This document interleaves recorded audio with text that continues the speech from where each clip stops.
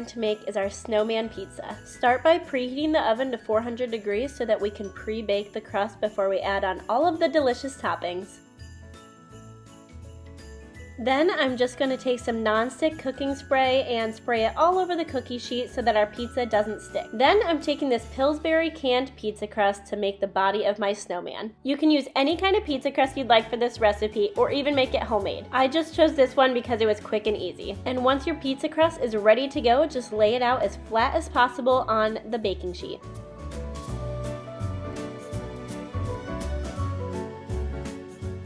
Take a knife or a pizza cutter and split up the dough into 3 sections. Make sure to cut the dough into a large piece, a medium piece, and a small piece to make the body of our snowman.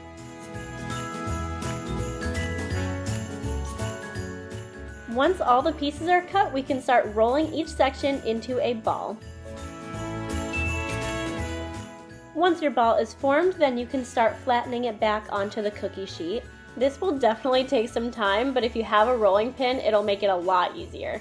I just do not happen to have one. Then we are just going to do the same thing to the body and the head.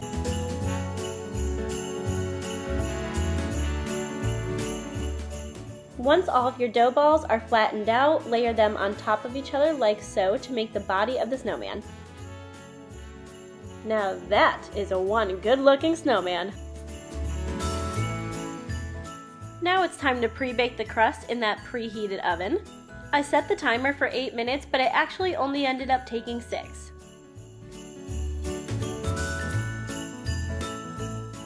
Once the crust is out of the oven, we can start adding our sauce. I'm just taking my favorite kind of marinara sauce and spreading it all over the pizza crust. Then I'm just taking large handfuls of some mozzarella cheese and spreading it all over the pizza. The more the better, because we want our snowman to look nice and white like he's fresh with snow.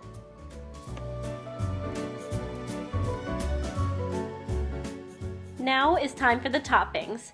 I'm taking some Greek olives and making these the eyes of the snowman. Now I'm taking some shredded carrots to make his little nose.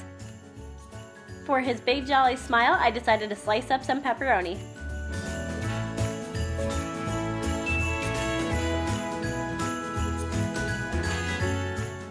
For his buttons, I'm using a combination of salami and pepperoni. Just to make his buttons pop a little bit more, I'm taking some slices of jalapenos and layering them on top. And finally, I'm adding some halved cherry tomatoes to make his scarf. And that's it! Now we just pop him in the oven for about 6 to 8 minutes and he's ready to go. These are just the toppings that I chose to make my snowman, but you can totally use your own favorites.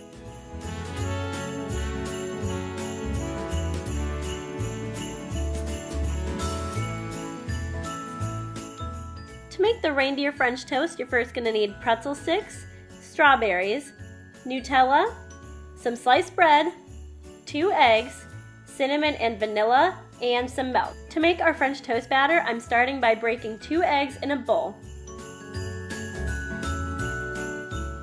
Then I'm pouring in about a half a cup of milk. Then I'm just putting in a couple drops of vanilla and then a couple dashes of cinnamon.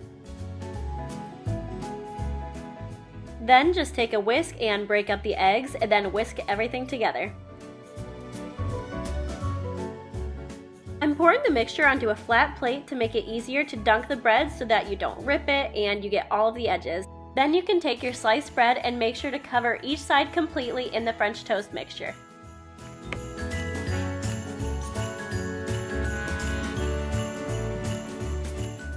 Now I'm just buttering up my pan to make sure that my French toast doesn't stick. Then just add your French toast to the pan and fry on each side until the egg mixture is cooked completely through.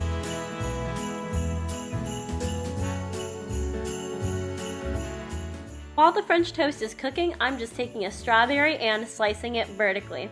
Try to make your slices as thin as possible.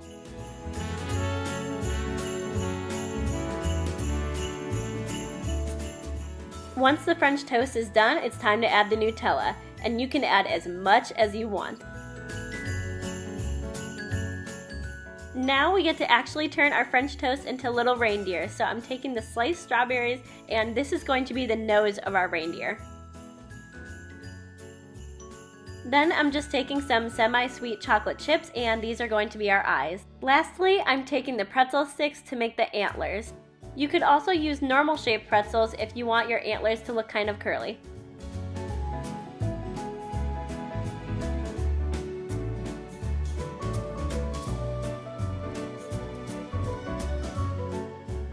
You can also make this using regular toast without making it French toast, but I think that making it into French toast just makes it so much more delicious. Last recipe we're gonna make is our Christmas tree pesto buns. I am just taking my favorite pesto and then some King Hawaiian sweet rolls.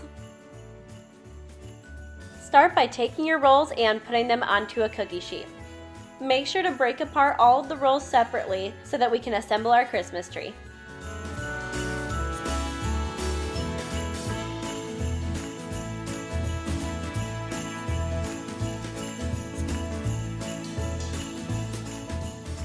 Once your Christmas tree is assembled, you can just take the pesto and start drizzling it all across the buns. I used a generous amount because I love pesto, but you can put on as much as you want.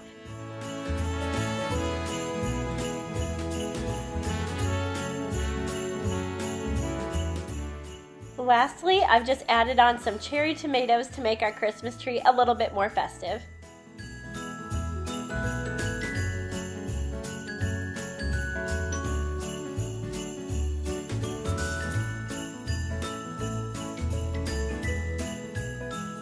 To finish it off, I'm just placing the tree under the broiler on high for about 3 to 4 minutes. But make sure to keep an eye on it because the broiler can cook really fast. And there you have it, a pesto Christmas tree.